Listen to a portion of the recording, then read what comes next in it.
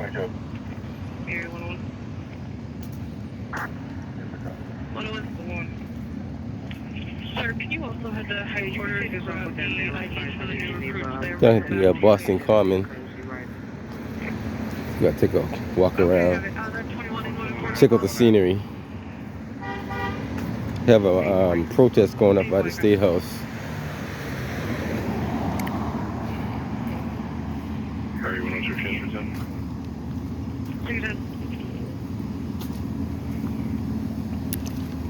We'll take a look around and see what we see. Guess that bus is going to be detoured because he's not going to be able to go up there. These guys are just standing by.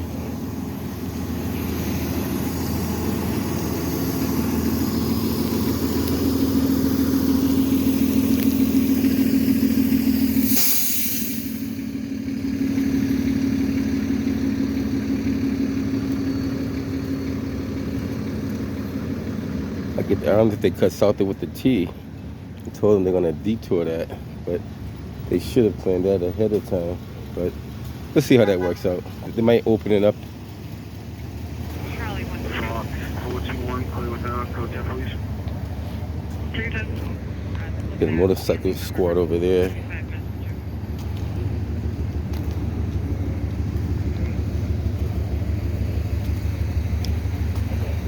Double 425. 425. Can clear from that report. Bridge you.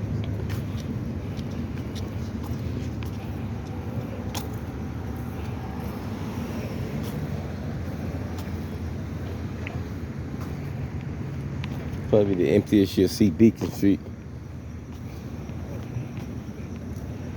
Alpha 431, you show me clear. Transfer time. Take it 10.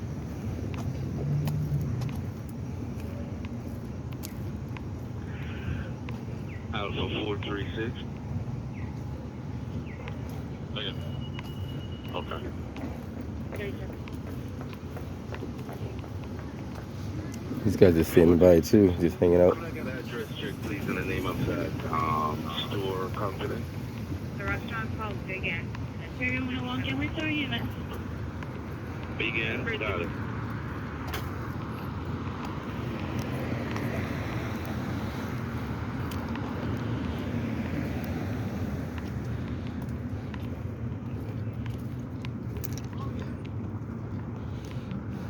I wonder why they got such a small sidewalk on that side there.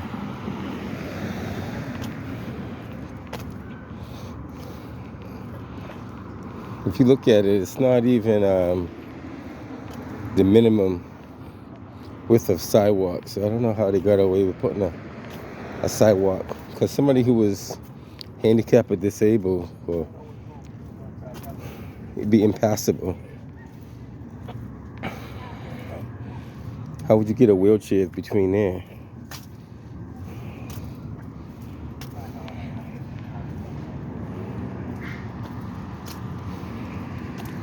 And they're probably going to say, oh, this is historic. We can't change the dynamics of it, and all that stuff. But there's always ways of doing things.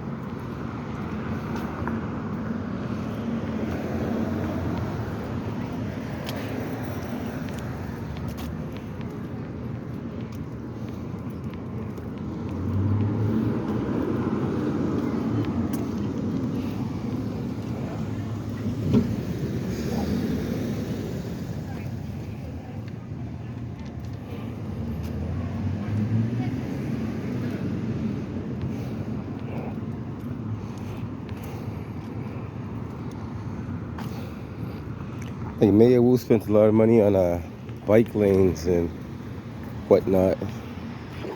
They won't spend any money on just making this about 3 feet wider, maybe. Maybe. I have it. Now I'm over. Where is it?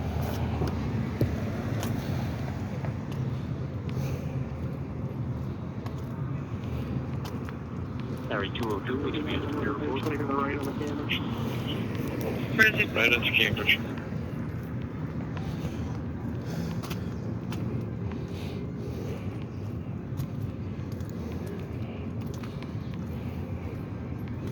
So the marches are down by Government Center now. We'll take a quick walk up here where they had originated from.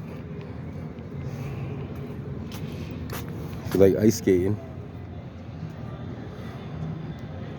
still available. I think I've done a couple of videos over there.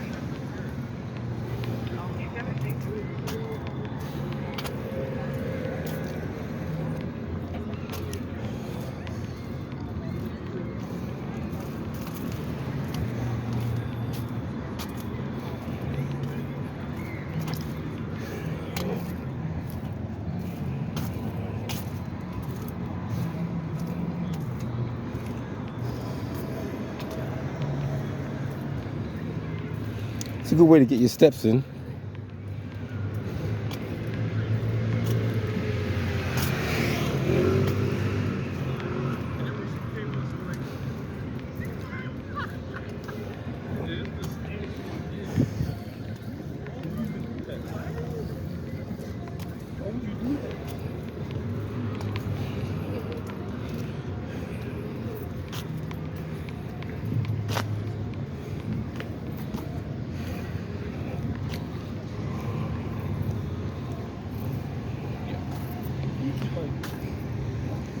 That car is gonna, he's seen those things in there, he's gonna turn right into it. It shows you how silly people are. Then you got monkey see, monkey do.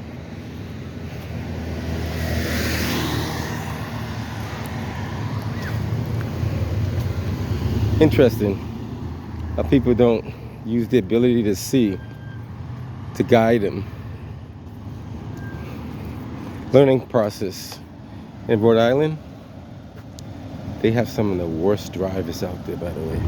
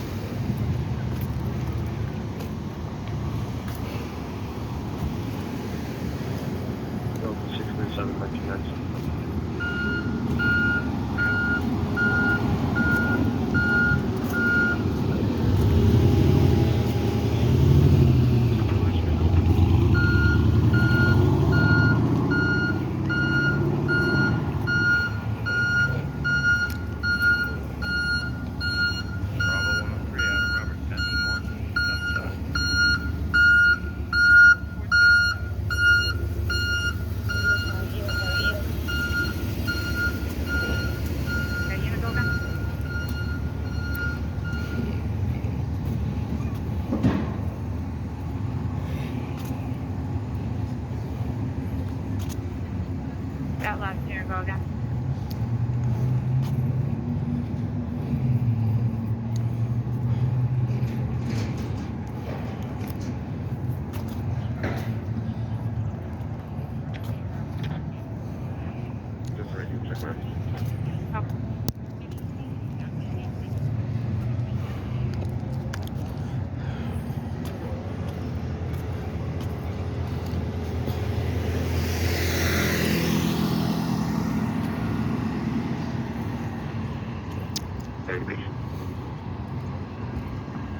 This is the famous State House. Alpha Charlie 1 to the elevator.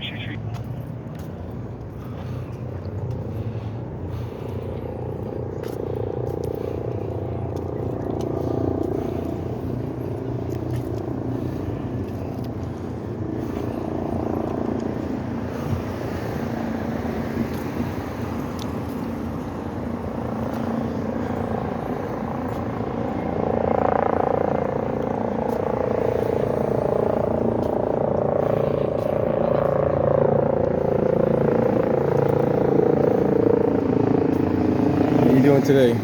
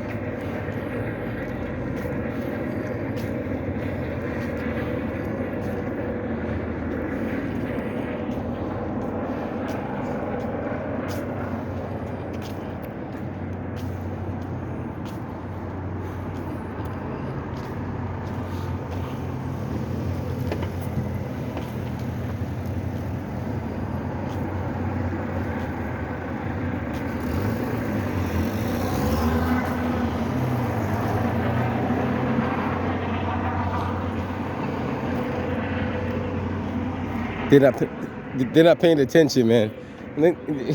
You can wave your hand all day, they're not gonna look at you. He's trying to tell the car to go, and the car's still sitting there.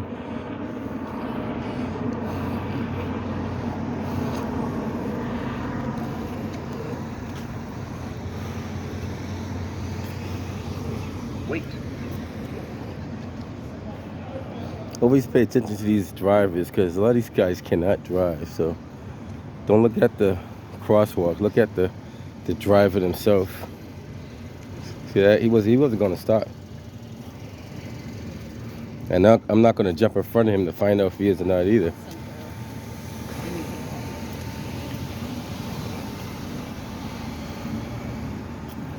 I think with Ed the Bagel Man, you guys probably see him all over the city.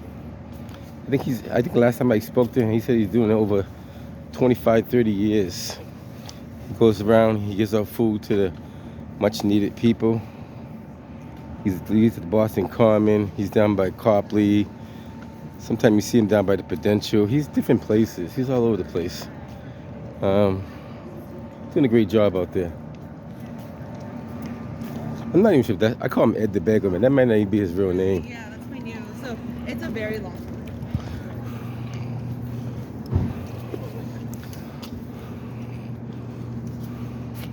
Where is it?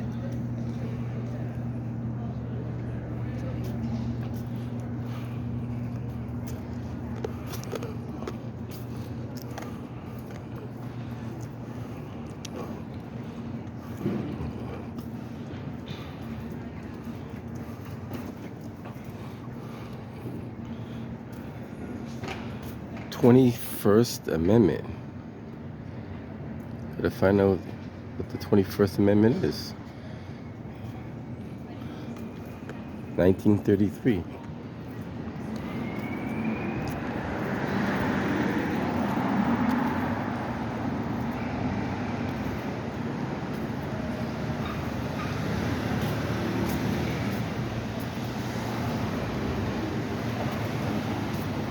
Is it the right to is it the prohibition? Maybe it is. Maybe it is that one. Maybe he might know. Nobody knows it off the top of their head.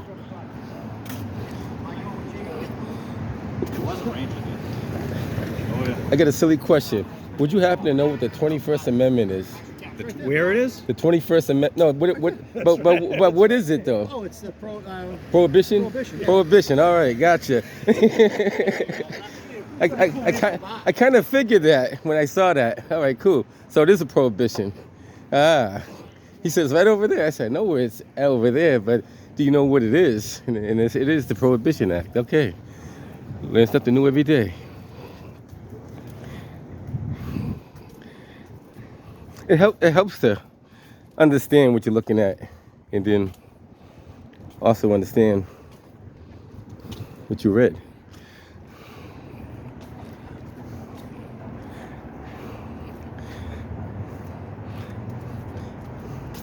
I'm by far not a constitutionalist, or what do you call those people? Constitutional scholars.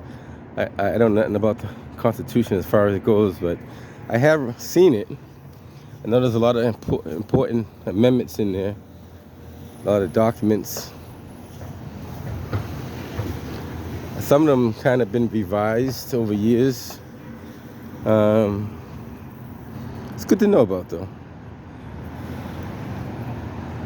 Took a quick walk down here. You see members of the group kind of dispersing. This is kind of the aftermath of the protest they had. I chose not to come down here during the beginning because they're going to be doing it probably every day or every weekend or at least 3 times a week. They're trying to get a message across of ICE basically invading territory in cities and states. And the way they're doing it, there's a lawful way and an unlawful way of capturing somebody. All the videos that I saw shows that the ICE agents taunt the woman. Him with his cell phone going back and forth to the car, was no need to do all that. You already had a conversation with the woman. From what I could gather, with all the knowledge that I had, she was not aggressive. She was not violent. She had the window turned all the way down. Somebody chose, and this is my opinion from my observation from different camera views, to step into the way of the vehicle. Now, anyone with natural common sense, and I mean anybody with common sense, do not step in front of a moving or potentially moving vehicle. If you fear for your life so much, you get out the way of that vehicle by any means necessary. You don't walk in front of it in order you taunt or record the person taunting you or whatever you're doing. So it looked like you was, how do you call it, a professional agitator? Looked like he was the professional agitator, because what she was doing was within her constitutional rights. What he was doing was not within his rights. His rights was, if she had broken the law, tell her, hey man, you just broke a law, so please step out your vehicle. Not once did I hear him mention that she broke any law. From what I understand, she only had, I think, as far as they can go back, like 1 speeding ticket. That was many years ago. Other than that, they didn't pull up anything else, and understood digging. But at that particular point where she was there, she was not charged or being charged with any crime. Now, if anybody knows anything different, let me know. A lot of people are going to say, well, those guys are not law enforcement officers. They are ICE agents. They're not enforcing a city law, because they don't have the ability to write any city tickets. They're not enforcing state law because they don't write any state citations. So they're federal agents. Oh, look at his wife's a fucking Jew. What's happening? No way. No. He married a, who married a Jew? Word for word was already written up. Who's that? I don't even know what he's saying. Take. What I hold on, say. Well, I had to say that one more time. I didn't hear what you said. No, he was something. No, I don't want to hear you. I can't. I'm not. Okay. Have a good day. So what I was saying, federal agents, if they enforcing federal law, then you still have to have probable cause and reasonable suspicion or some kind of warrant. You just don't go grab a random person and say, I think this is that person, or maybe he could be the person we're looking for. That's not how it works. You have to have some kind of evidence that this person is or was or in the commission of committing a crime. Now, as far as we know, as far as people know, she's not a violent person. She didn't do any violence. She was not in the act of committing any violence. People say she was blocking a vehicle. I don't see any vehicle that was blocked. I don't see any vehicle that was stuck in snow. Now, if there was a vehicle that was stuck in snow, those officers should have been helping that vehicle get out of the snow rather than talking with that lady that was over there. And that's my perspective of what I saw. I saw how many different angles? I saw like 7 different angles of video that showed at no point was he directly in front of the vehicle. He placed himself in front of the vehicle as she was backing up. That's what he did. Now, once she was backing up, he could get out the way very easily. I mean, he could have, but he chose not to. But the same energy, and a couple of my fellow people saw the same thing. The same energy it took for you to draw your weapon could have been the same energy it takes for you to move out the way. Matter of fact, it probably takes more energy for you to draw your weapon than for you to step out the way. 2 steps to the right would have cleared him. Another key factor, he never got hit by the vehicle. So which tells you he was never directly in line sight of the vehicle. Because had he was in direct sight of the vehicle and he shot at the woman, he still would have got hit. Because there's no way you're going to be in front of the vehicle and shoot at her and then get out the way at the same time. That's not physically possible. So you was off to the side of the vehicle. She was turning away from you. And now, you go check all the footage and you tell me what you saw. I saw her turning away from him. There's one angle that shows, that looks like he was in front of the vehicle, but you see another angle, he's not in front of the vehicle. He was a good distance away from that vehicle before he opened up fire. He had plenty of time to get out the way of the vehicle. So, I don't know. And most law enforcement agencies do not teach you to stand in front of a moving vehicle. So somebody gave me the analogy. If he's trying to stop a runaway train, does he step in front of the train and pull out his firearm, or does he get the hell out the way? I think logically he says get out the way. What about a tractor trailer? Do you stand in front of the tractor trailer, you get out the way? Because he felt the car, he had more power over the car, that's what he chose to do. But he was at no point at all in jeopardy of his safety. So it's kind of food for thought.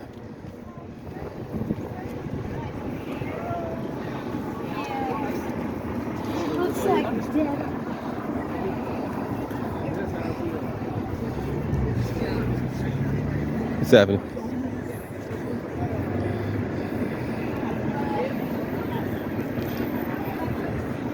Trying to see what's going on in City Hall Plaza.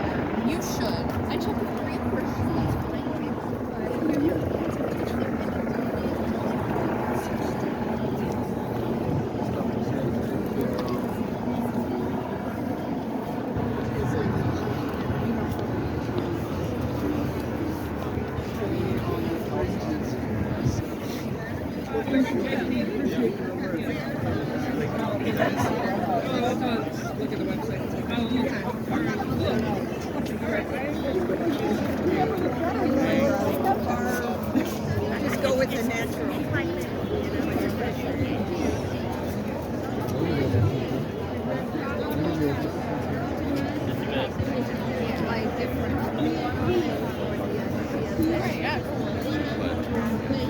like a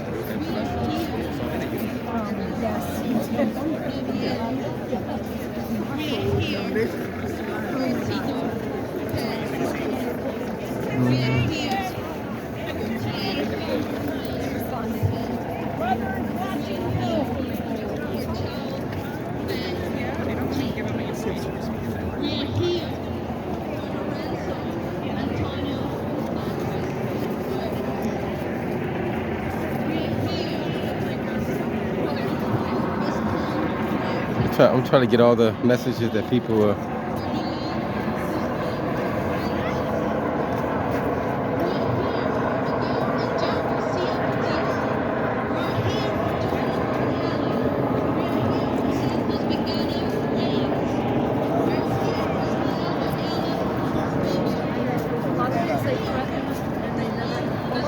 We came down.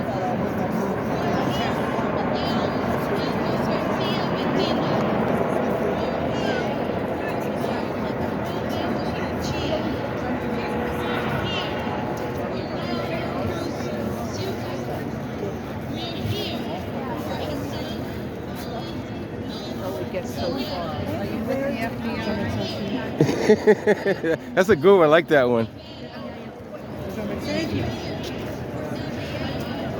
They have their own team for that. They have the fusion team for that. You heard about the fusion team? You wouldn't know who they are. Yeah, you look pretty like important. You got the keys, you got the Yeah. there. Yeah. But they have a special team that does that. Okay, so what are you doing with this video? I put it on my YouTube channel. Okay. So you watch YouTube at all? Yeah. Just type in external. My voice is kind of bad. External Affairs Porter on YouTube. External Affairs. Porter. Porter. You got it. Just type it in and you'll see all the stuff I put up there. So I'm not going to comment too much about how the FBI operates, but if an FBI agent was in this crowd, more likely he'll look like somebody like this guy right here. But you never know who they are, though. That goes to show you what I'm talking about. The FBI they have agents that look like regular civilians, and you'll never know who they are.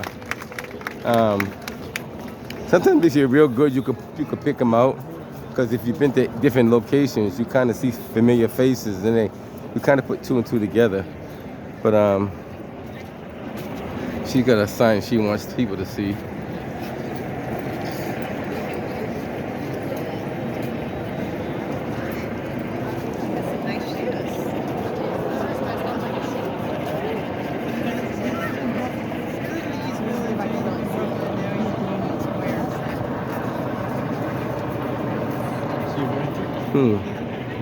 Interesting.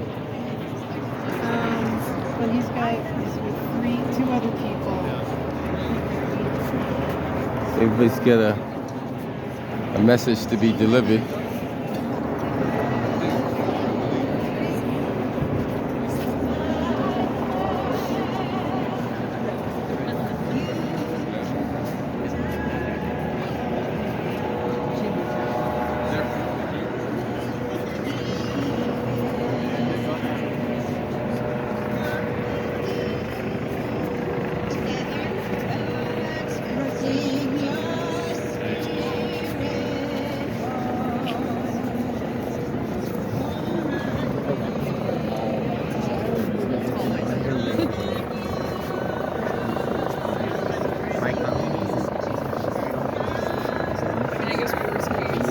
Excuse me.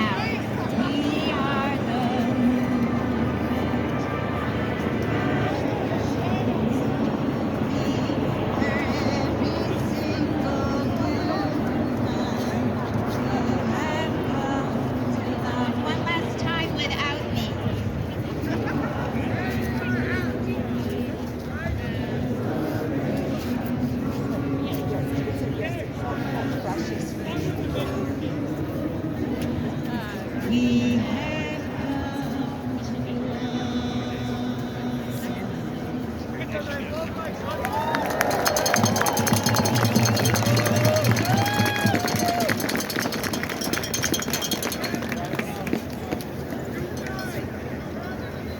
Thank you so much. I will say, and I will admit, we've been lucky to have both faith leaders and song in a number of our accompaniment actions when we've been, taking neighbors to Arlington check-ins, ISAP appointments, and the combination of prayer and song has moved me so much to tears in many instances. I think we can't overstate those two and in the spirit. So thank you so much.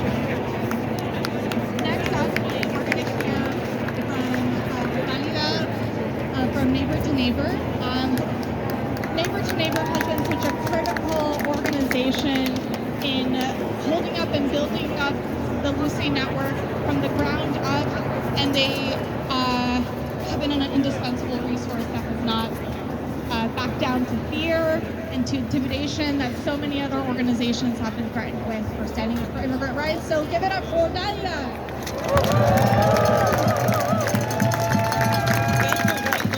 Thank you everyone for being here. And because we are living in dark times, in case I walk out of here today and I am murdered, I want you to hear from me who I am, not from anyone else, right? I am a woman of God. I am a mother. I am a daughter, a friend, a caring neighbor. I am a proud African immigrant from Cabo Verde. And as Brenda said, I am the executive director of Neighbor to Neighbor Massachusetts and a proud member of the Lucy's leadership team. We are here today because we believe in protecting one another. No matter where you were born, no matter your immigration status, no matter your race, gender, sexual orientation, or abilities. I know that fear is real. I know it. We are all feeling it. Fear is powerful. We have to admit that. Fear is powerful. But you know what else is real? That fear does not win if we stand together. So I want you to look at your neighbor and say, fear does not win if we stand together. As a Christian, I am guided by the Word of God. And the book of James, chapter 1:27, reminds us that true faith is caring for those in distress. And James always also tells us to love our neighbors as ourselves. You know what it does not tell us? It does not tell us only love them if they document it. It does not tell us only love them if they look like you. It does not tell you only love them if they speak your language. That's what it does not tell us. God calls us to love boldly, calls us to be strong, and most importantly, to be courageous.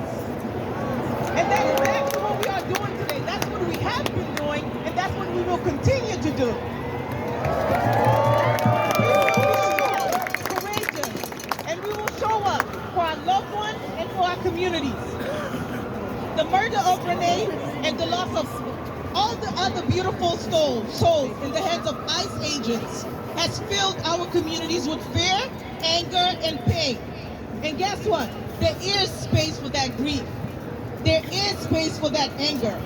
But do not let fear cage you.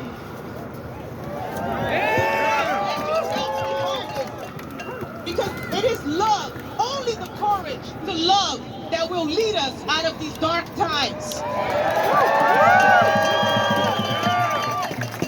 We will keep showing up our neighbors' doors, the streets, the schools, the houses of worship, wherever our neighbors may feel threatened, we will show up. Until more people choose humanity over hate. I pray every night that this nation finds clarity, that we hear all the cries, not just of some. Let's be very clear. All the cries. we show up where our presence can be the greatest good. So today I ask you, as a matter of fact, I urge you to keep showing up, keep protecting your neighbors, keep choosing love over fear. No matter the status, no matter the race, no matter who someone loves or how they identify. When we stand together and choose humanity, we are unstoppable. Let me hear you say, unstoppable.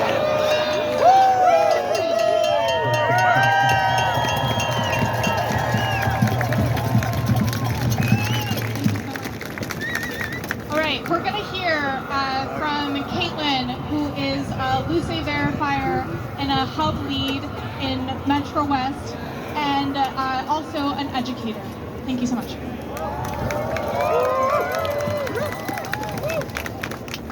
Hi, everyone. Okay, I got it. I am a verifier, I'm a hub lead, but most importantly, I'm an educator. I'm here this afternoon to speak to you about what happened at Roosevelt High School on January 7th.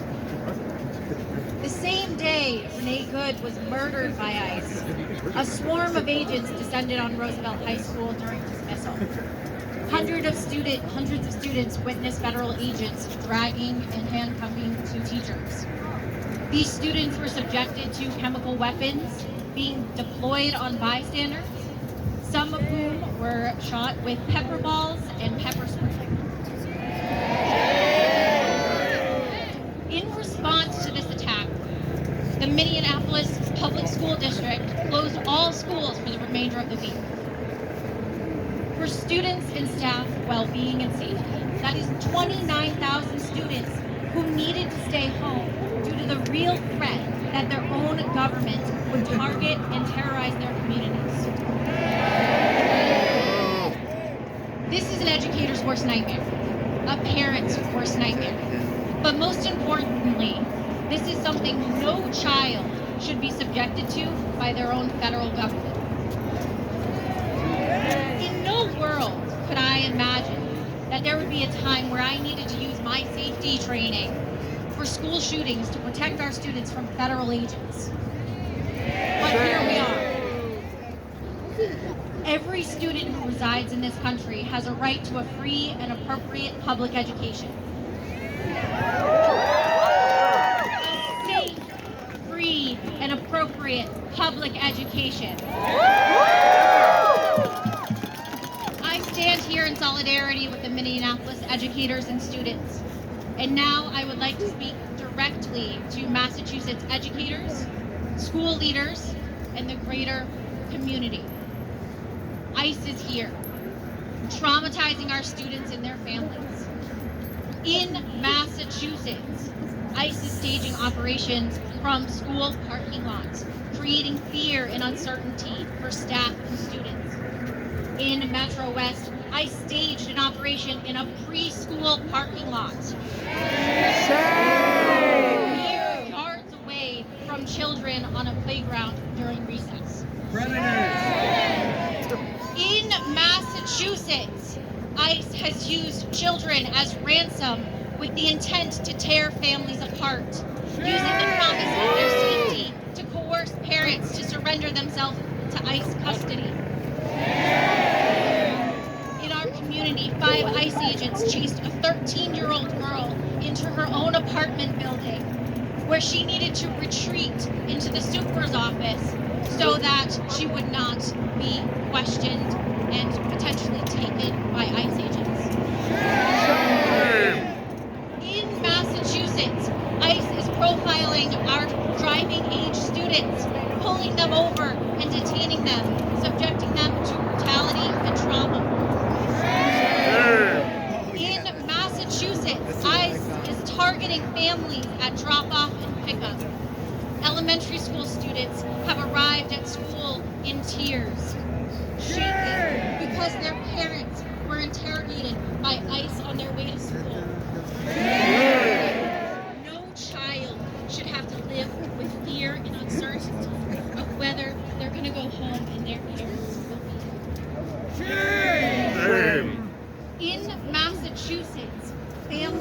are fleeing, making the difficult decision to prioritize their safety over their family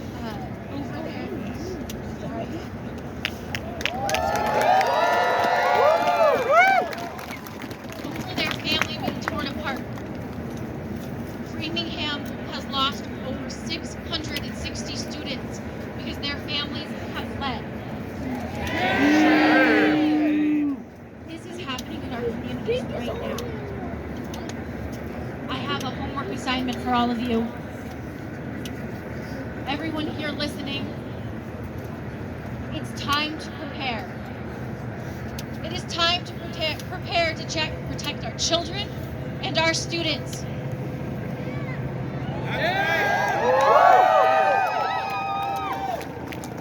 Parents and community members, I want you to connect with your Lucé Hub and consider creating a rapid response system for sidewalk solidarity to protect our students going to school and going home.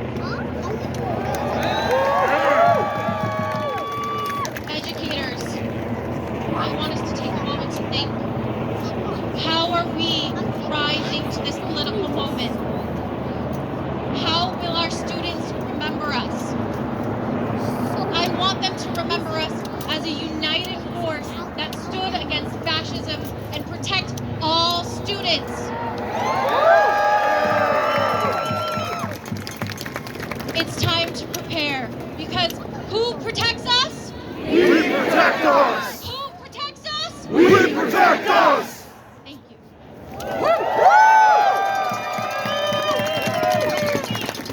Money for jobs and education! Not for war and deportation! Not for war and deportation! Money for jobs and education! Money for jobs and education! Deportation! Not for war and deportation! Thank you so much. Thank you to all our educators who have so fearlessly stood up to all of their students.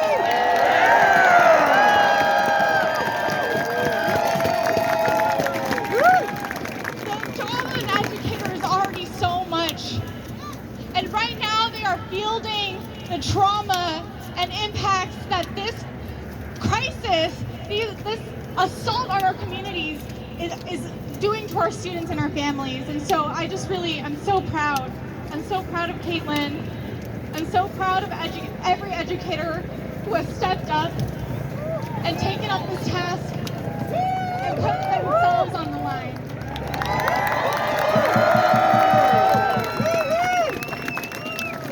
Okay. Up next, we're going to hear from Doris Andeverde from the CPS committee.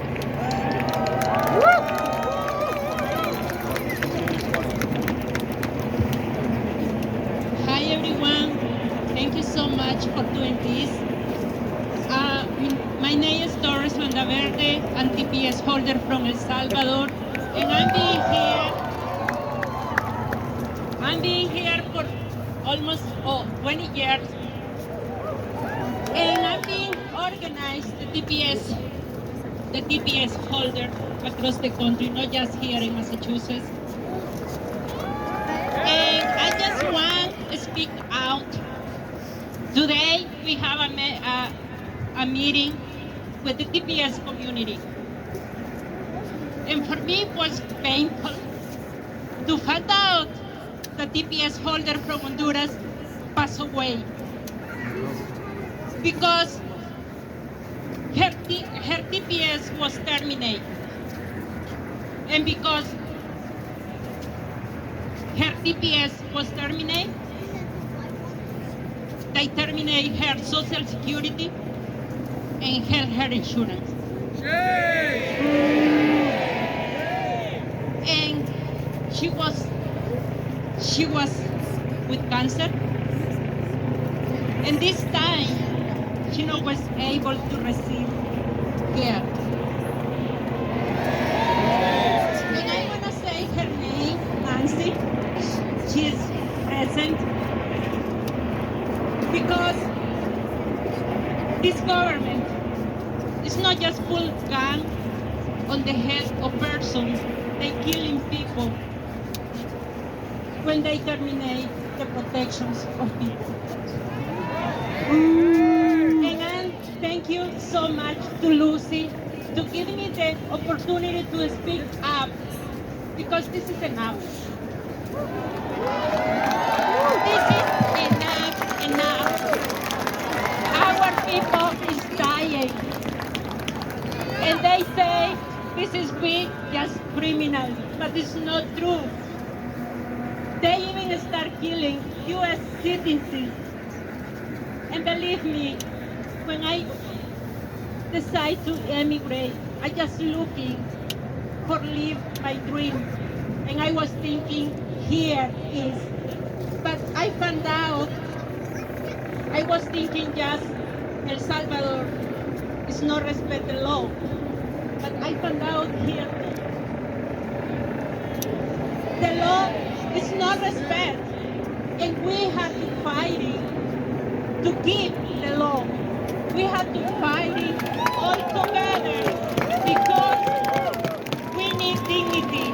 And one thing, only people can save the people. Thank you so much, because I feel safe, because all of you is here. It's not easy for an immigrant. My TPS will expire in September 9th, and I know they will terminate the TPS. And I know it's hard to coming out to speak out as an immigrant, but it's enough. Enough, it's enough. And thank you so much. And today I want to say the name of Nancy, because she not deserve that. She was deserving have be taken care. Thank you so much.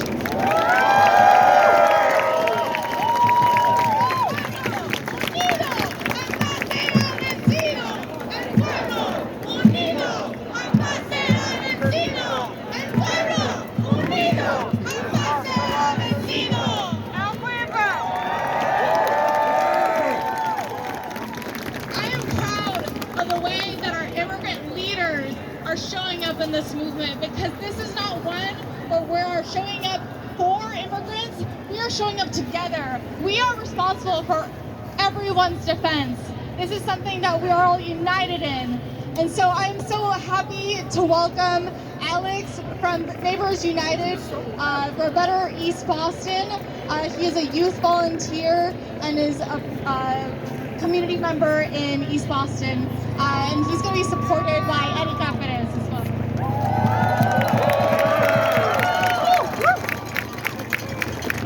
Hola a todos. Hi, my name is Alex. I'm from East Boston. So I'll speak English because it's my first language. And I feel comfortable to speak English. So I'm going to say my speech in Spanish.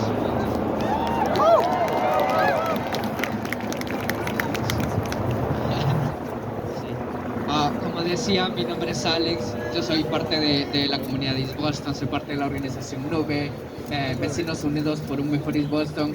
Y pues Nube normalmente es una organización de base que desarrolla líderes comunitarios como yo y como otros compañeros. Y también educa a la comunidad. Hello everyone, like I said, I'm going to be saying this in Spanish. So, Nube, Neighbors United for a Better East Boston, it's a based an organization that educates and build up leaders like me and others. Pero en este contexto político que estamos viviendo, pensando, nos empezamos a educar, preparar fuertemente en temas de inmigración, saber puntos claves de cómo podemos protegernos nosotros y cómo podemos proteger a nuestra comunidad. Para prepararse uno mismo por todo lo que está pasando. So we, during this crisis or this situation that we live in right now, we started to train and prepare ourselves so that we can train and prepare others, given to this political context that we live in.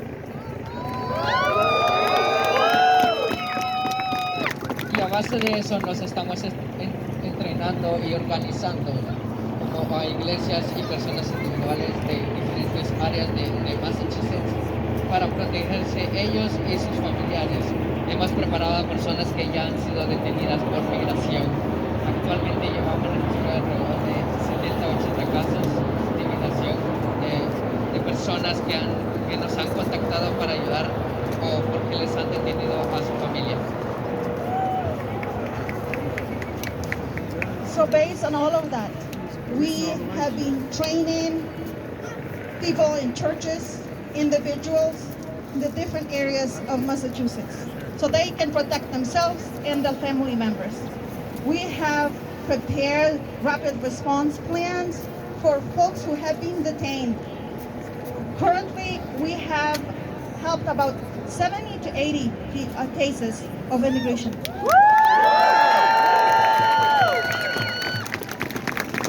And these are people that have reached out to us so we can help their families.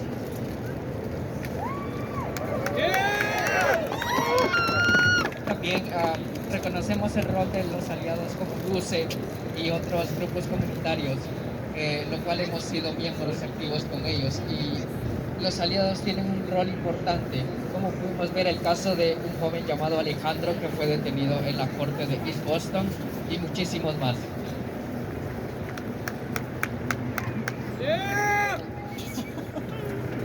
And we recognize the role of our allies.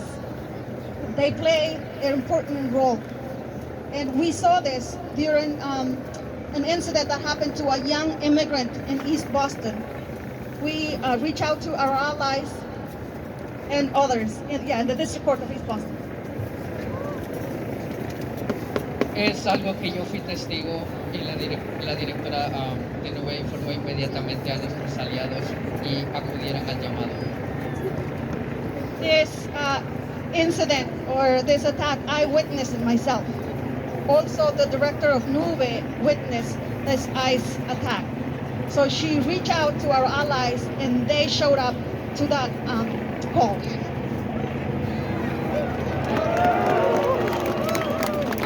Algo que tengo claro es que a este gobierno no le importamos, porque han llegado al extremo de perseguirnos por todos lados e incluso herirnos y hasta asesinarnos, como ha pasado recientemente con el caso de Britney Calhoun, quien fue asesinada por causa del gobierno fascista y racista quien intenta callarnos.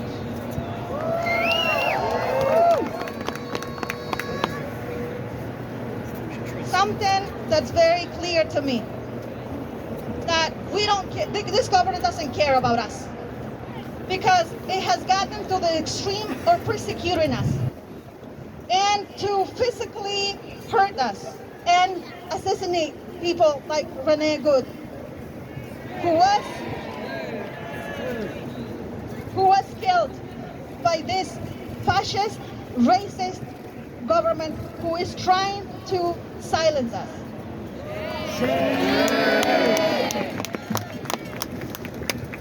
Pero el pueblo se levanta en la lucha siempre. Entonces estamos animando, haciéndoles el llamado a las personas que se unan a una organización para estar informados y para saber cómo podemos protegernos y proteger a todos los demás. But we the people must rise and fight always. So we are encouraging everyone to join an organization close to you, to inform yourself, to educate yourselves, so that we can protect each other and we can protect others.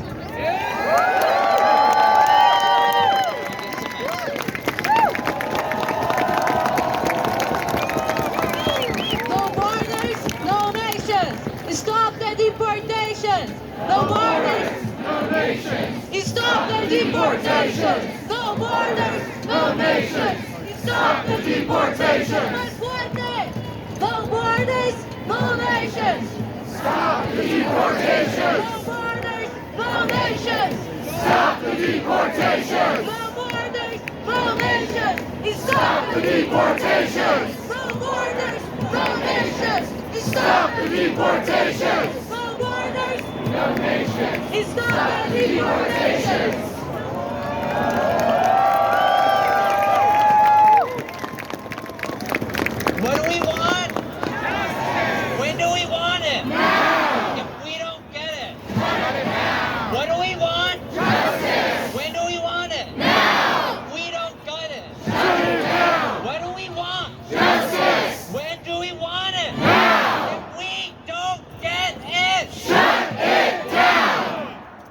Today, we are here to stand in solidarity with our movement comrades and partners in Minnesota who are on the front lines fighting to demand accountability of ICE for the murder of Renee Nicole Good.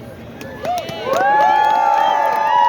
are also here to stand in solidarity with the people of Venezuela and all peoples and support their full sovereignty and self-determination. And we are here to demand justice for our people and accountability of this administration and government for the onslaught of violence being inflicted on all of our communities. My name is Kevin Lamb, and I am the co-executive director of the Asian American Resource Workshop. We are a grassroots organization building power and organizing working-class Asian communities across Greater Boston to fight against all forms of displacement towards a world where our communities can live and thrive in abundance and be seen in our full dignity and humanity. And since 2017, we have been organizing and fighting to defend our formerly incarcerated Southeast Asian refugee and immigrant community members against the threat of mass detention and deportation. And today, I am holding our Southeast Asian community members and the broader Asian immigrant and refugee community deep in my heart as we show up here today. Our Asian immigrant and refugee communities who are being targeted by ICE, by this immigration and deportation machine, and the ways in which often they are forgotten within the immigrant justice movement. And I'm here to say we are here, and we are here to fight for our Asian immigrant and refugee communities in this injustice.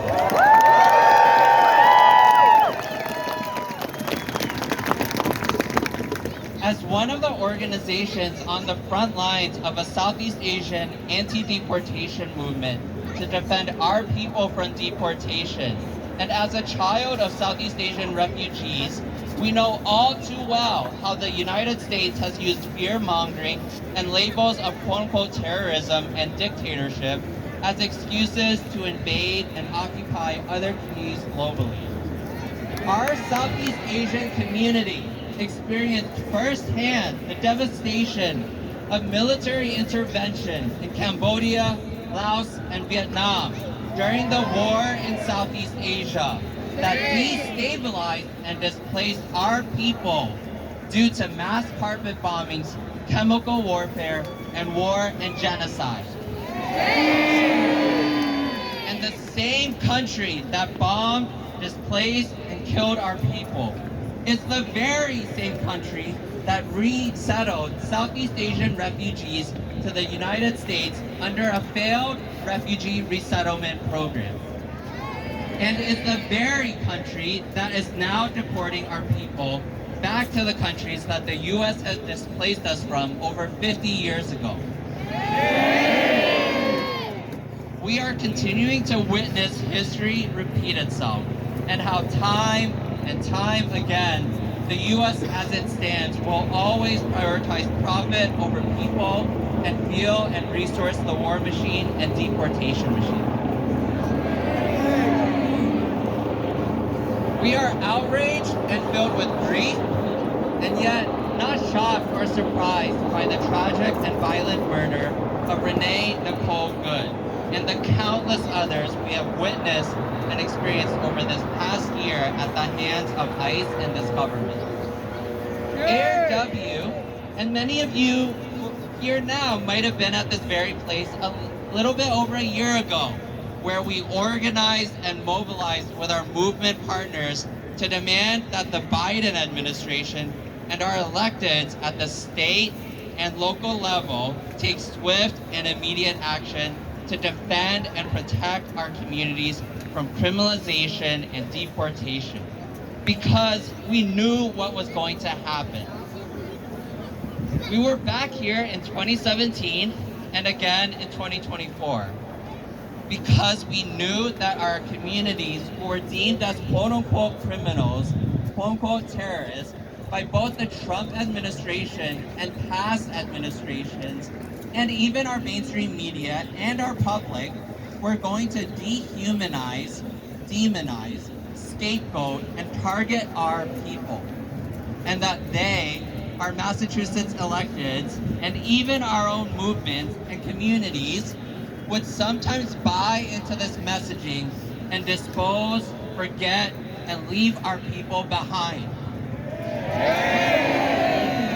And when this happened, when our people were turned away or left behind, Air W leaned even closer to create, code, and build with our Southeast Asian members impacted by incarceration and deportation to build the collective power we know is possible. This is why our organization worked to create the Luce Network formation with our movement partners 1 year ago, to be ready to defend and protect our communities from increased ICE violence. And because we knew we needed something different for the state, for immigrant justice that truly meant everything for everyone, that did not sacrifice criminalized communities for small wins and gains. And I truly wish witnessing tragedy is not what motivates and mobilizes us to take collective action, and that we can move into collective action before tragedy strikes. One of our motivating forces to take action can be the collective hope and vision we have of a world we know is possible. But the glimmer of hope that comes out of tragedy is it hopefully moves those who weren't questioning why before to now question. And those who weren't calling for abolition of ICE and other forms of state-sanctioned violence are now calling for abolition. And we know for all of us here, and for Air W, we are witnessing so much tragedy. For Air W, we are fighting and continuing to see our refugee elders, grandparents, parents, siblings, children of refugees, and yes, these are folks with criminal records, being ripped of their humanity and out of their homes and communities that they have cultivated here in Massachusetts. Because of that history of having a record. And unfortunately, we know that these tragedies and our communities will not always be seen, heard, or receive the same outrage if we continue to buy into the good versus bad immigrant narrative, including our own elected leaders here in Massachusetts, like Governor Healy, who has doubled down on those with criminal records being at the mercy of ICE and this administration. We already know this, but when this government at all levels, not just federally, has failed to show up to protect our communities time and time and time again, it was us. We know what keeps us safe, and we have been the ones to create the safety and refuge for our communities from the onslaught of state-sanctioned violence. It has never been law enforcement that has truly kept us safe. And that if our elected leaders truly want to stand and protect our communities, we have been screaming, shouting, and organizing for years for the solutions that we need and want. That's right. We need our elected leaders to move in their power to take swift action to truly demand our communities, to truly defend our communities from criminalization and deportation, by listening to the demands of those on the ground who are calling for Governor Healy to protect immigrants and refugees through state pardons and clemency, halting the construction of the $360 million women's prison, and really fighting fighting for affordable housing and rent control that truly supports our communities to have safety, refuge, and stability in their day-to-day lives. And to our elected leaders, our communities have the solutions for what we need to feel safe and in our full dignity. And if you truly want to stand with us to protect our communities under this administration, we need you to move with us and at our pace and with our leadership. And when we are able to move funding away from systems of violence to actually resource our communities, that is what it looks like when we say everything for everyone. That nobody is left behind or forgotten, and all of our communities are able to live full and abundant lives. So we want everything. I want to hear for everyone. We want everything for everyone. We want everything for everyone. We want everything for everyone. Thank you.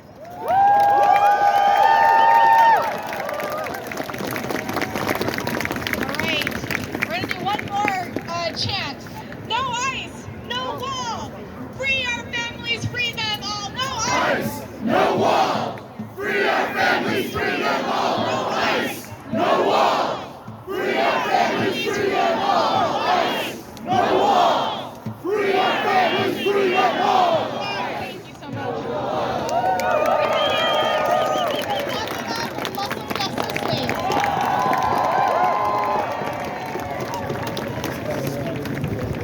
Hello, I'm Fatima Ahmed. I am Executive Director of Muslim Justice League and part of the Luce Immigrant Justice Network.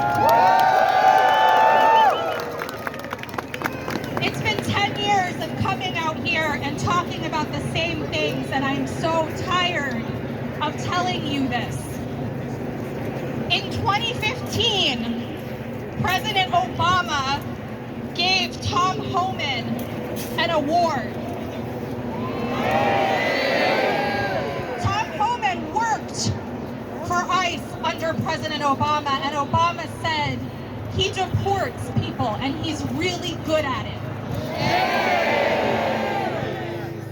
In 2020, when people honored the Black radical tradition of taking to the streets in Minneapolis, it is Mayor Frey and Governor Walz who had the National Guard come out and brutalize them. Do not beg these politicians for your dignity when they have none.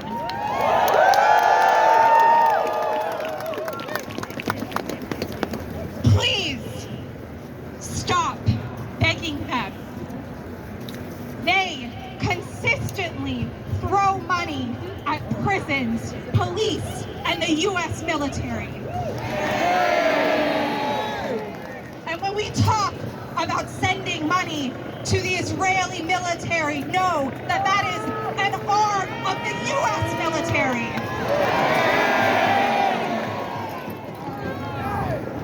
We cannot talk about the violence of ICE without talking about what our military and our police do to Black, Indigenous, and brown people every day.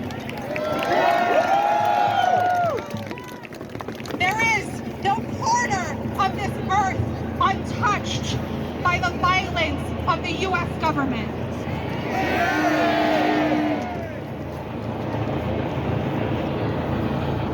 Here, just 3 years ago, 3 years and 1 week ago, the Cambridge Police Department, in your most progressive city, your best trained police department, killed 20-year-old Sayed Arif Faisal. They took our child from us when he, like many others killed by local police, was in the middle of a mental health incident. It happens here. It has been happening here every day. There are so many of us who see how people are turning out now because many of you might feel like what happened to Renee could happen to you, but it has been happening to so many of us. I need you to know that members of our organization have said that. They have said, but my family in Lebanon, my family in Palestine has been dealing with bombs, and now you say that it's not enough. American bombs every day.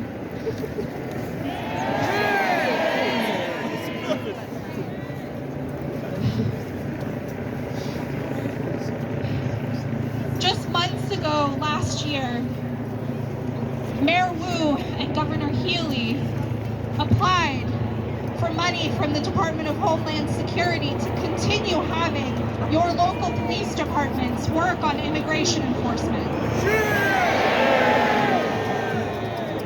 Every year they apply for that money, and this year, because Trump wants to give them less money, they are suing to get that money. They are begging for that money so that you can be under the watchful eye of the Department of Homeland Security every day. So that this building can have cameras that feed to the FBI and DHS agents. That is what your local politicians are doing.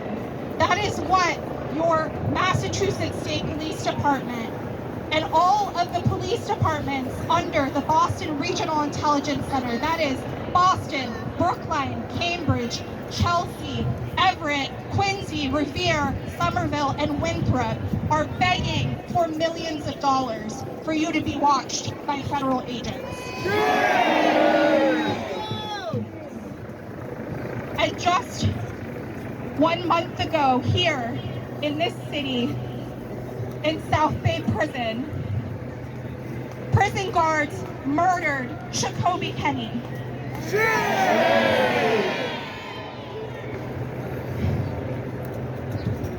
His last words were, "I can't breathe.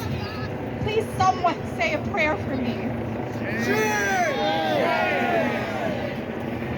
His last words were, "I can't breathe. Please someone say a prayer for me." His last words were, "I can't breathe. Please someone say a prayer for me."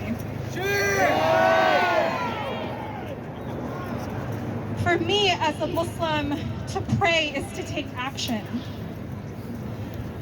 And there are dozens of men in that prison who witnessed someone lynched in front of them by prison guards, and they are brave enough to speak out about what happened, and they know that it could happen to them. They are being told by those guards that it could happen to them next if they speak out, but they are speaking out because those people who are incarcerated, they are the ones most vulnerable to the violence of law enforcement every day. They know the bravery of speaking out. And so I'm going to ask you to take a few actions. And you might not remember them, so please just follow Muslim Justice League. We'll share these out so you can go through and take these actions. Number one, we need to free people from these cages. So you have to, please, if you can, donate to the 2 bail funds that we have here. That is the Massachusetts Bail Fund and the Beyond Bond Fund that frees immigrants as well.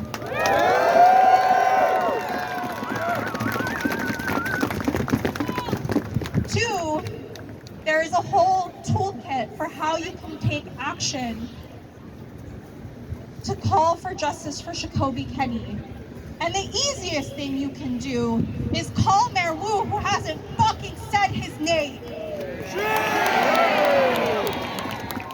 She is, like many politicians, happy to do a photo op and talk about national news, but she has not talked about the person murdered here by our tax dollars in our prison in this city. So I want to see her getting your calls and your messages next week.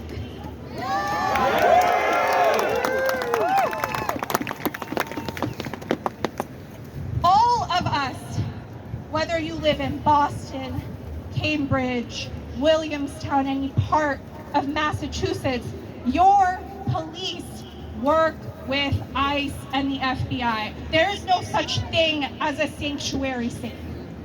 What those policies do is they might stop 2 pathways, 2 or 3, to working with ICE, but there are 100 other that your police will happily do, because those police and those prison guards are the same as ICE.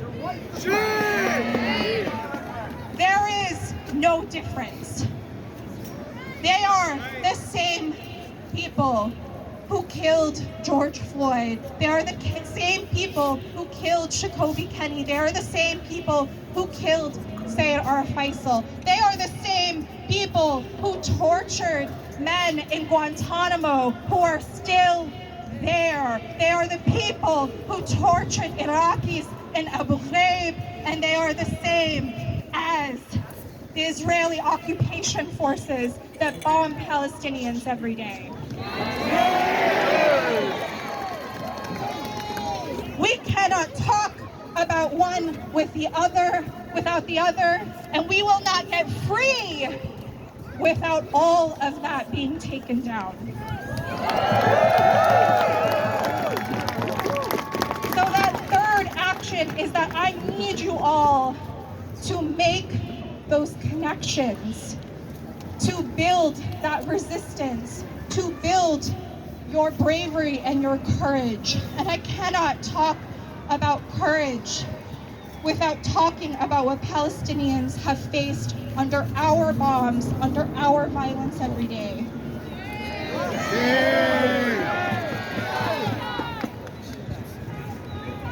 I have watched, I know that so many of you know that Renee is a mother, that we are moved by her leaving a wife and a child behind. We are moved to protect our people, our family.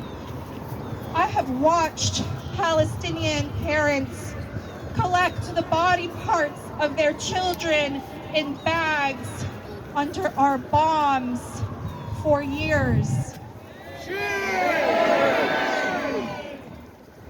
Every one of them deserves the world to stop for them like we are stopping now for Renee.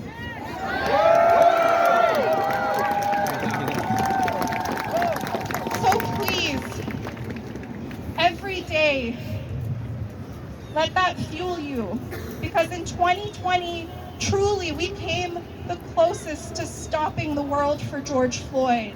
And that is what you need to feel in your veins every day to take action, to build resistance, to build your courage, to take on the violence of the US government, to take on ICE, and to free Palestine. Free, free! Palestine! Free, free! Palestine! Free, free! Palestine! Free, free! Palestine! Free, free! Palestine! Free, free! Palestine! Free, free! Palestine! Free, free! Palestine! Palestine to Mexico! Border walls have got to go! Palestine to Mexico! Border walls have got to go! Palestine to Mexico! Border walls have got to go! Palestine to Mexico! Border walls have got to go! All right, guys, we're gonna hear from one. We're wrapping up. I thank you so much for sticking around and hearing these incredible speakers. Up next, we're gonna hear from Leela, Luce Verifier, and Hub Lead in Metro West and Route 2.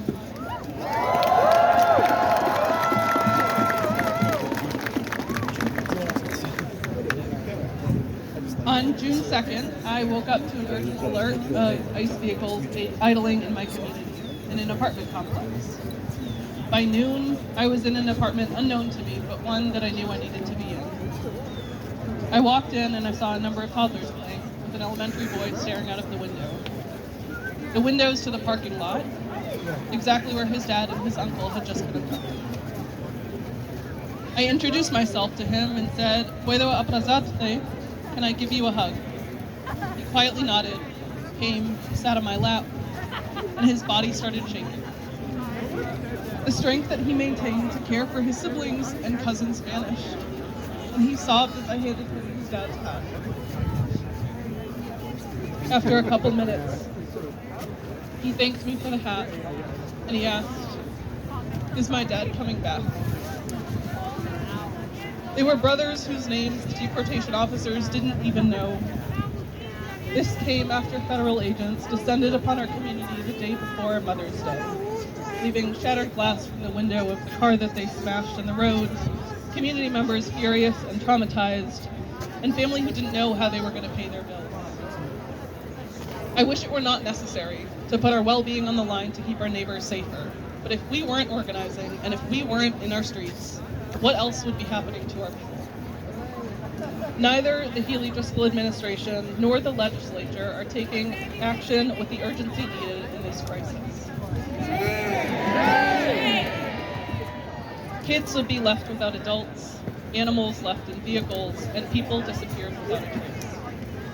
The incident I described strengthened my resolve to continue the work of showing up for my neighbors made vulnerable by a series of ass-backward, inhumane policies chosen by governments committed to indiscriminate violence. And verifiers across the Commonwealth continue to double down on their commitment. This takes me to Milford District Court. We received an alert of a known ICE vehicle near the courthouse and watched an undercover agent walk into the courtroom and use her phone the entire time despite the posted signs prohibiting the use of electronics. When she noticed us and she ran out of the courthouse and down the street, we did too. Multiple ICE vehicles pulled out after a vehicle that had just left the court, and it was clear that they planned detention. I and others ran across multiple lanes of traffic. An agent tried backing his Ford F-150 into me to prevent recording. And it was over in 88 seconds. A young man from Maryland disappeared. His friend in the car didn't have enough money to get home, didn't have enough money to get breakfast. It was because of us that we made sure that she had enough funds to get back safely after helping her process what had just happened. When I got back in the car to go home, I broke down in tears.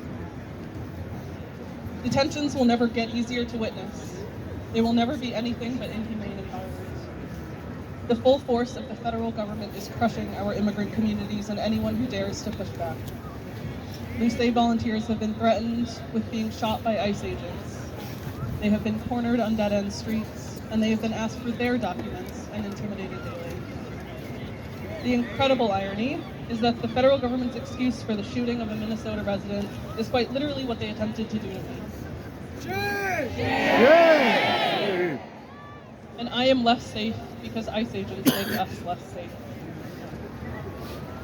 But safety is our collective responsibility. It is our commitment to each other. It is the awareness that our own safety is inextricably linked with the safety of our immigrant neighbors. And it is the reality that there are more of us than there are of them, and we need you to join us. El pueblo unido jamás será vencido. El pueblo unido jamás será vencido. El pueblo unido jamás será vencido. El pueblo unido jamás será vencido.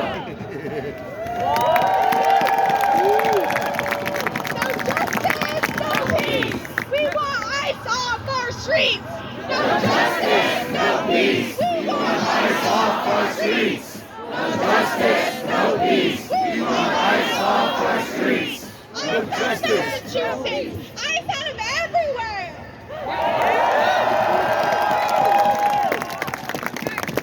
We're gonna start Shayna and Hector. Hector, a brilliant young man who's been so brave and organized a rally and march for his father. And we're going to hear a little bit about that.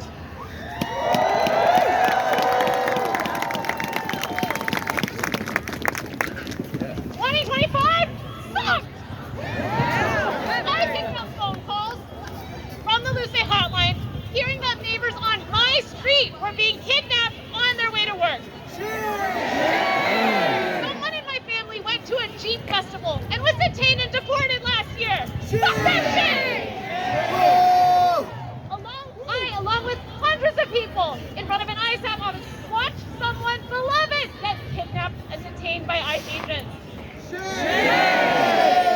If you're here and waiting for things to get better, and you're waiting for a politician to come save us, nobody is coming! It's on you! It's on us! It's our collective responsibility to fight for and create the world we want to live in. If we do nothing, we get nothing! We cannot and will not keep living our lives as usual when those in power are actively trying to tear us apart. I'm closing us out with a very awesome Hator, who is here next to me. I met Hator last summer when he was organizing a protest for his father.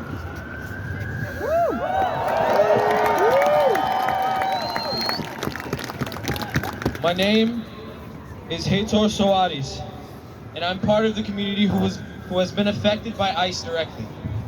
My father was detained on June 9th, 2025, and after 2 months in ICE custody, he was deported to Brazil. When my dad first got detained, I started calling anyone I thought could help. I had just graduated high school 8 days prior, so the first people I called were my guidance counselor and my school social worker. They helped me through my last year of high school and were helping me towards my goal of getting to college, which had to take a pause. In my mind, I forgot about everything else, and the only thing I could think about was helping my dad.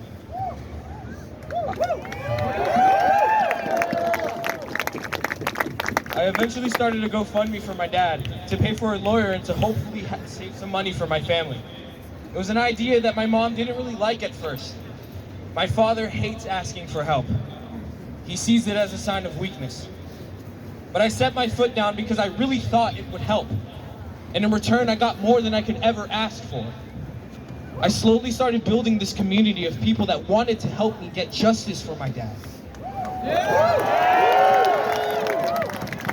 They helped me raise over $30,000 and helped me access local resources. Luce helped me organize a rally for my dad. If I had never looked to my community, I wouldn't have gotten the help that my family needed.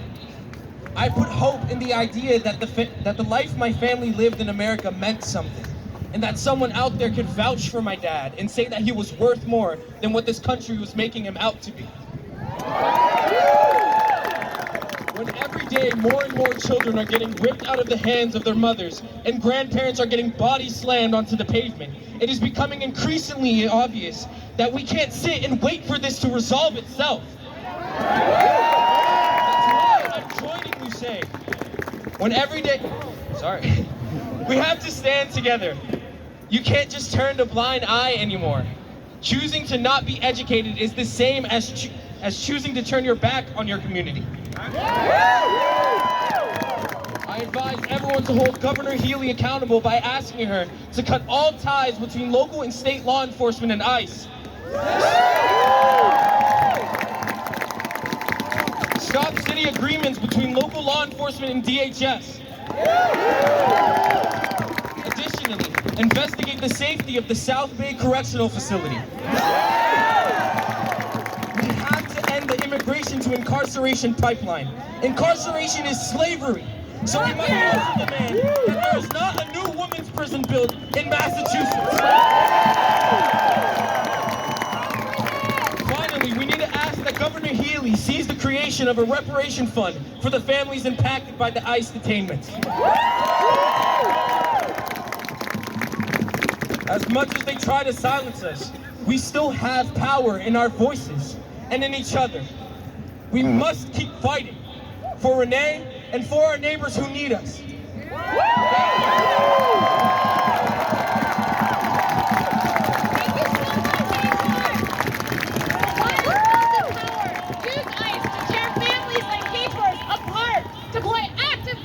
Military forces into our communities and prepare to gut the healthcare we rely on for terror. We are keeping each other safe and making our voices heard. We know that together we are stronger. Future generations, like my students, Paytor's younger siblings, Renee's children, are counting on us to make this place one where we can all deserve to live with the promise of freedom and justice. That we all deserve to live without the fear of being kidnapped from our workplaces, dropping our kids off at school or homes. We believe that caring relationships is how we build communities. We believe in looking out for each other. And we believe that we are only as safe as our neighbors, as Leonardo, as Renee, and as Jacoby. ICE cannot scare us into inaction. Again, but we will fight like hell for the living! Adrian and I are calling on you today to take action by signing up to do ICE Watch in your neighborhoods. We are trusted, trained community members. We monitor ICE activity in real time, and we ensure accurate information reaches community members.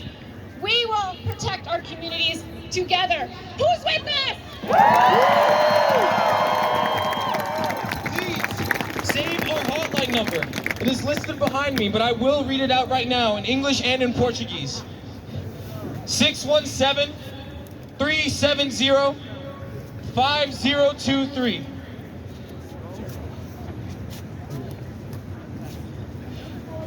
Three 40? Okay, thank you.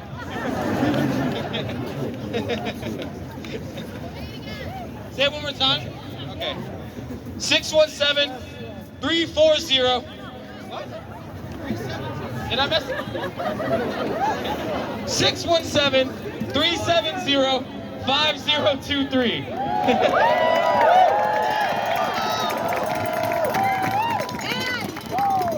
Yes, right behind. Oh, you want to? Oh. 617-370-5023.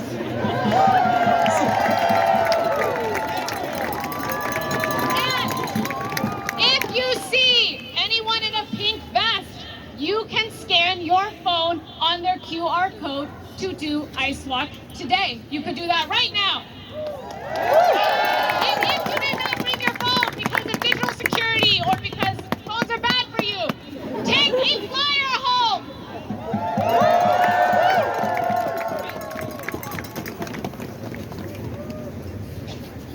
All right, everyone, give it up for Hector and Sheena! People who are rising up and doing incredible work.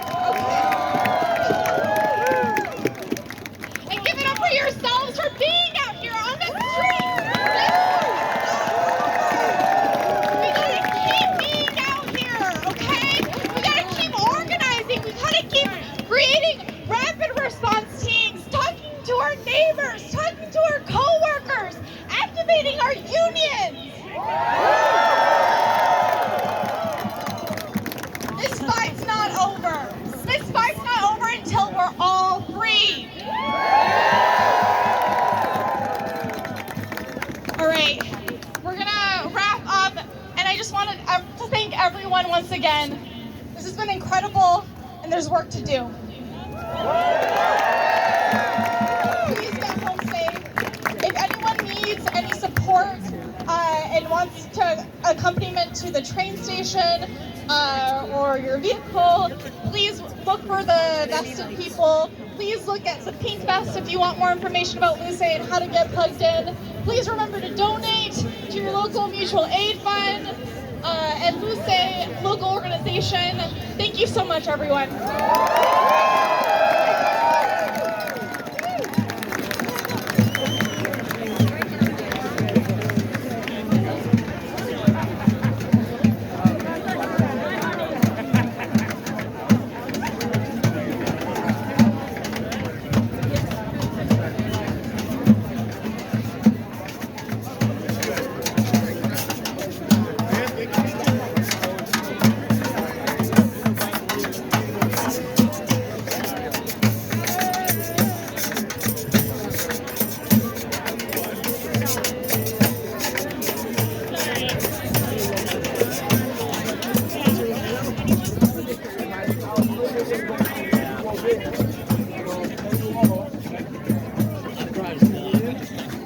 You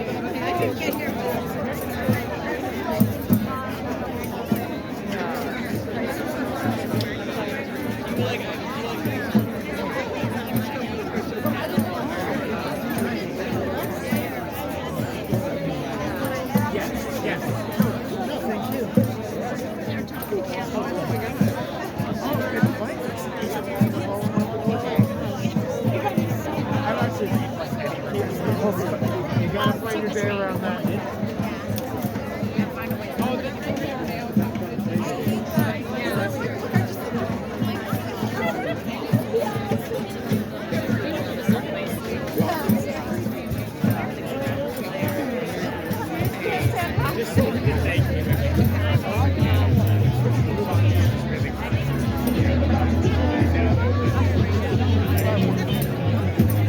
Alright guys, down here at City Hall Plaza.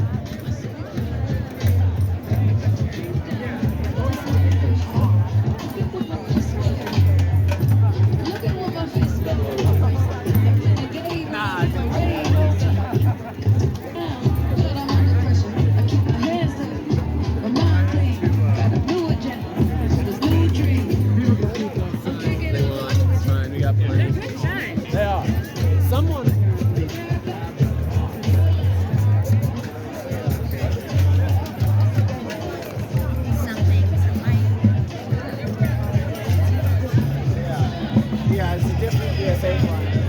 No, but I need them the exact same size and everything, you know? I see.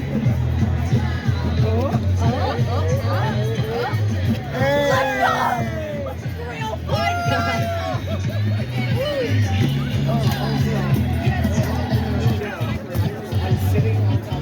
It's so crispy.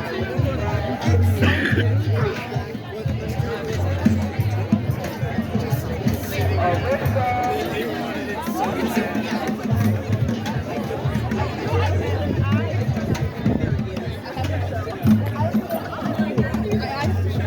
This is just a joy for you. But it's one of those joys that I feel like I won't experience. Like sobbing, that you can actually see the real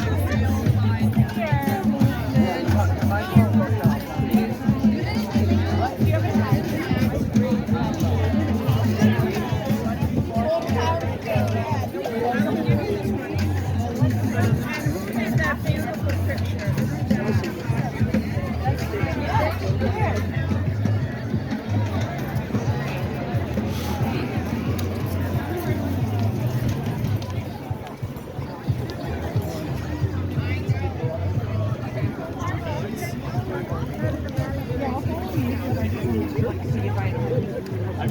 I'm sure it's all something I support, but I'd like to at least know which you're actually going to. Yes, please. Absolutely. Okay. All right.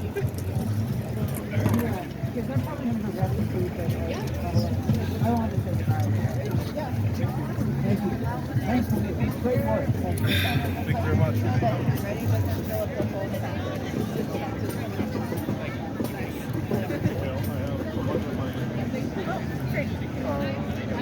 Do you want to take a picture?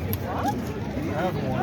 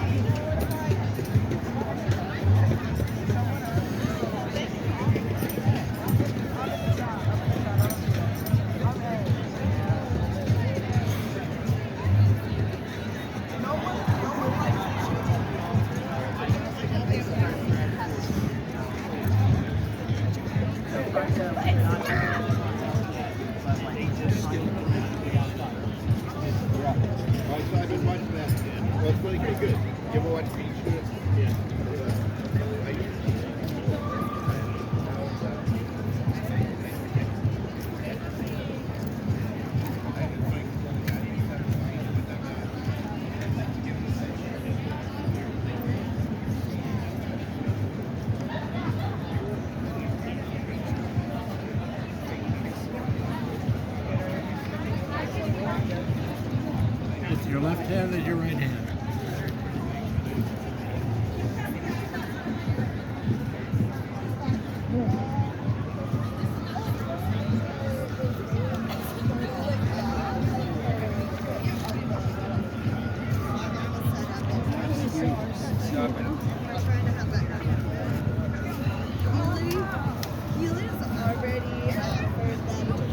Danny, you want to put any of this stuff in your pack? No. Okay. So. What about the chance? Keep it. The chance. All right.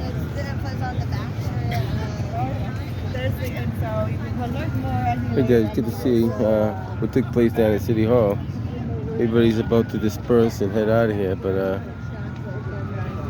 lot of information out there. Hopefully everybody digest everything they heard. We'll catch you guys on the next one.